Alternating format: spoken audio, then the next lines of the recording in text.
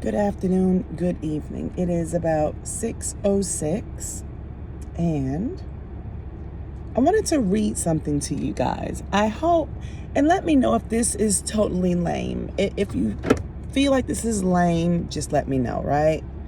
Let me get this lip gloss on. I'm nearing the end of it. I'm just trying to get through this. Okay, so anyway, I purchased this book.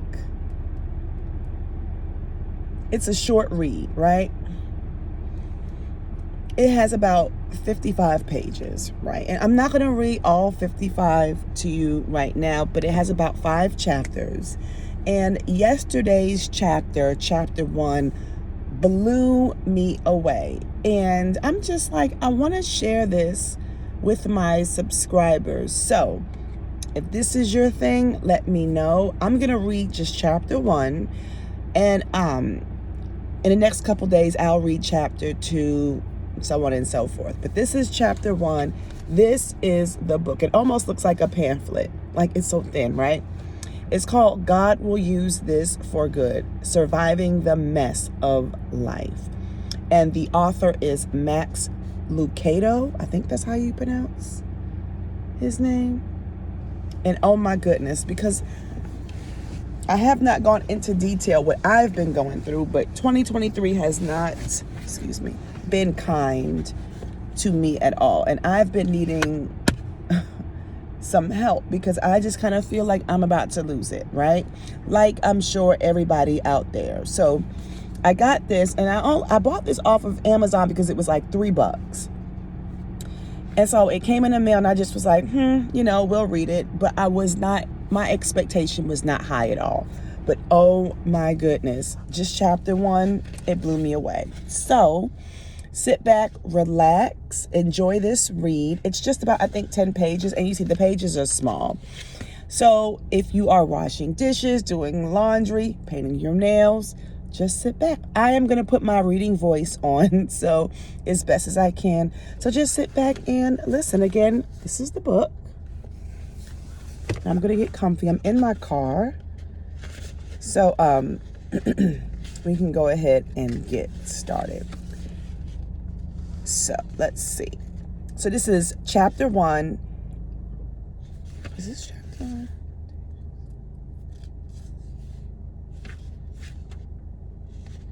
Okay, chapter 1, An Audacious Promise. That's chapter 1. Let's begin. She had a tremble to her, the inner tremble you could feel with just a hand on her shoulder.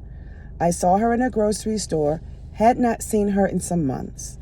I asked her about her kids and husband, and when I did, her eyes watered, her chin quivered, and the story spilled out. He'd left her. After 20 years of marriage, 3 kids, and a dozen moves, gone. Traded her in for a younger model.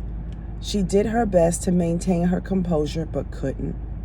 The grocery store produce section became a sanctuary of sorts. Right there between the tomatoes and the heads of lettuce, she wept. We prayed. Then I said, "You'll get through this. It won't be painless. It won't be quick. But God will use this mess for good. In the meantime, don't be foolish or naive. But don't despair either. With God's help, you will get through this." 2 days later, a friend called. He'd just been fired. The dismissal was his fault. He made a stupid, inappropriate remark at work. Crude, offensive statements.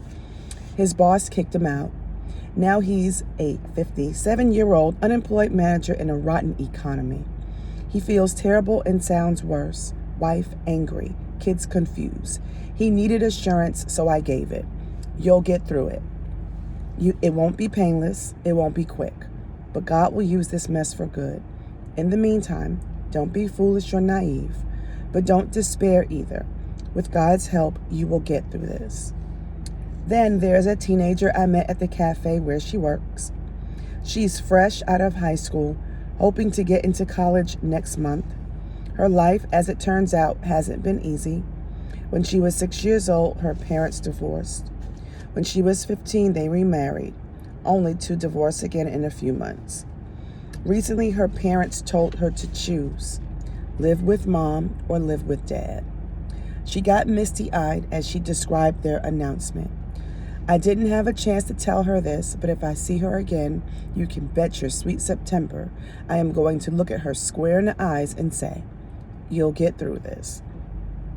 It won't be painless, it won't be quick, but God will use this mess for good. In the meantime, don't be foolish or naive, but don't despair either. With God's help, you will get through this. Audacious of me, right? How dare I say such words? Where did I get the nerve to speak such a promise into tragedy? In a pit, actually. A deep, dark pit. So steep the boy could not climb out. Had he been able to, his brothers would have shoved him back down. They were the ones who had him thrown in. So it came to pass when Joseph had come to his brothers that they stripped Joseph of his tunic, the tunic of many colors, that was on him. Then they took him and cast him into a pit. And the pit was empty, and there was no water in it.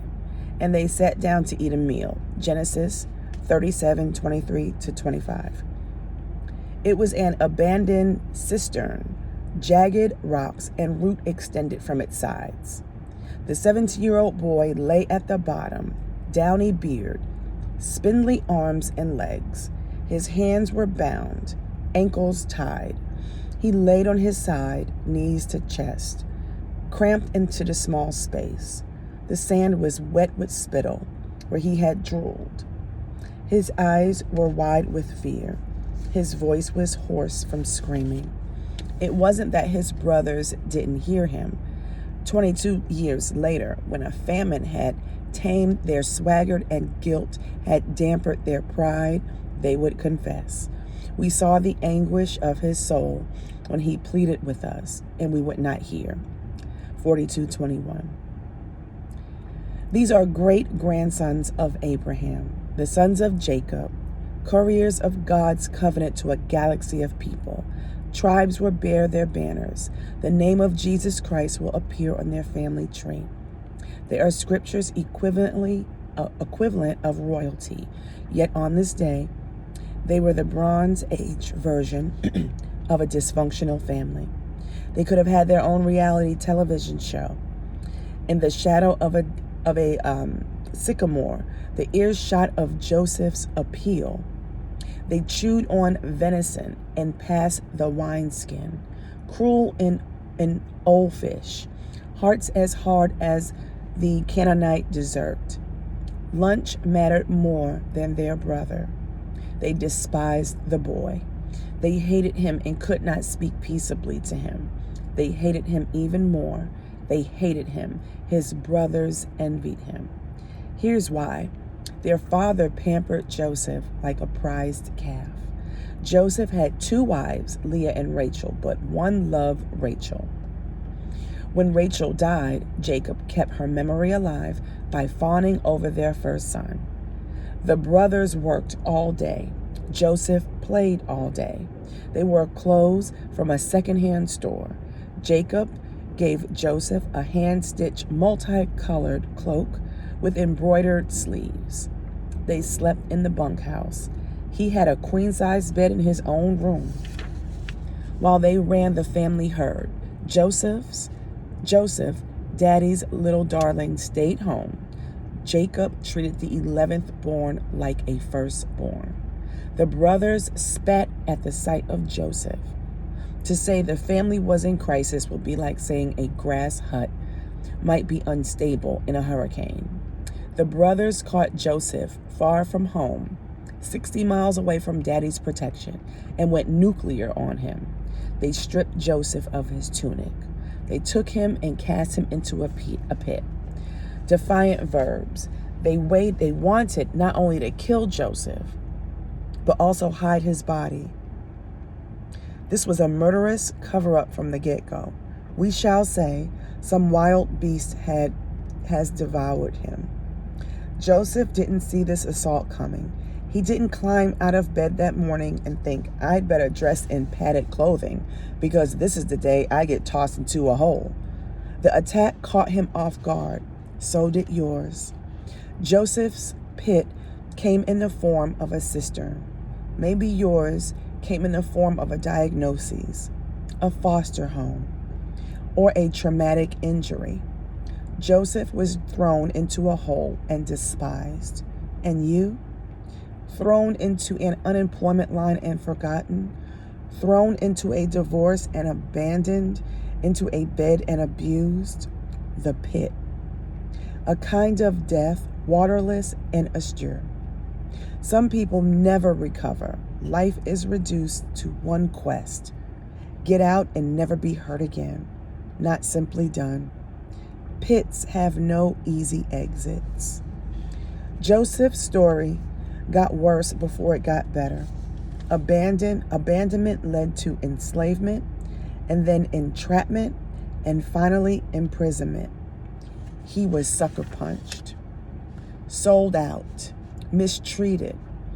People made promises only to break them, offered gifts only to take them back. If hurt was a swampland, then Joseph was sentenced to a life of hard labor in the Everglades. Yet he never gave up. Bitterness never staked its claim. Anger never metastasized into hatred. His heart never hardened. His resolve never vanished. He not only survived, he thrived. He ascended like a helium balloon. An Egyptian official promoted him to chief servant. The prison warden placed him over the inmates, and Pharaoh, the highest ruler on the planet, shoulder-tapped Joseph to serve as his prime minister. By the end of his life, Joseph was the second most powerful man of his generation. It's not the hyperbole to state that he saved the world from starvation. How would that look on a resume? Joseph, son of God, graduate with honors from the University of Hard Knocks, director of global effort to save humanity, succeeded. How? How did he flourish in the midst of tragedy? We don't have to speculate. Some 20 years later, the roles were reversed. Joseph as the strong one and his brothers as the weak one. They came to him in dread. They feared he would settle the score and throw them into a pit of his own making. But Joseph didn't. And in his explanation, we find his inspiration. As for you, you meant evil against me, but God meant it for good in order to bring about this persistent result, to preserve many people alive. Genesis 50:20. That's chapter 1. When I read this yesterday, I just was like, and the story of Joseph, and I'm just going to wrap this up. The story of Joseph in the Bible, in Genesis, is one of my favorite stories, right? And I think we can all relate to it. 2023, I felt like I've been thrown into a pit, thrown away, and forgotten, disregarded, betrayed. The list goes on. And I can see my way out of that pit, but does this give me the right to exercise my right of retaliation? The world will say yes. But God says no. And clearly the story as inspiration and as an example, the tides will turn. So stay encouraged. The next couple of days, I'll go ahead and get to chapter 2, which is eventual good. And yeah, I hope that you liked it. I liked it. This book so far is awesome. And yeah, if you like this, let me know. If you don't, let me know. But yeah, once again, this is the name of the book. And I will see you for Car Chat tomorrow in the morning. Talk to you later. Bye.